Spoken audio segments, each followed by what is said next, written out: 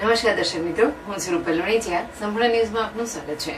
Bhildi PI Dhaval Patel અને Bhildi police station સ્ટાફના માણસો પોલીસ સ્ટેશન વિસ્તારમાં પેટ્રોલિંગમાં હતા. તે દરમિયાન ખાનગી રાહે બાતમી હકીકત મળેલ કે એક બ્રેઝા ગાડી નંબર GJ01 RY 7740 ની જેમાં ભારતીય બનાવટનો વિદેશી દારૂનો જથ્થો ભરી લીછા તરફથી આવનાર છે.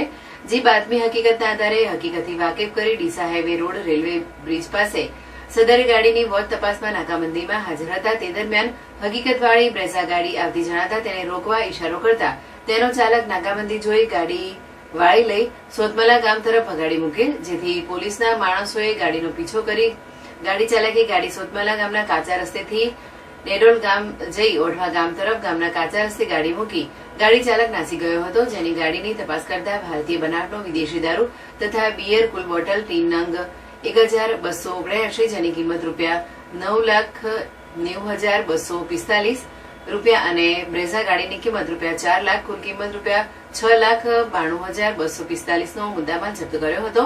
જેમાં ઓઢવા ગામના સીમ નજીક કાચા રસ્તે અંધારાનો લાભ લઈ ગાડી ચાલક ફરાર થઈ ગયો હતો.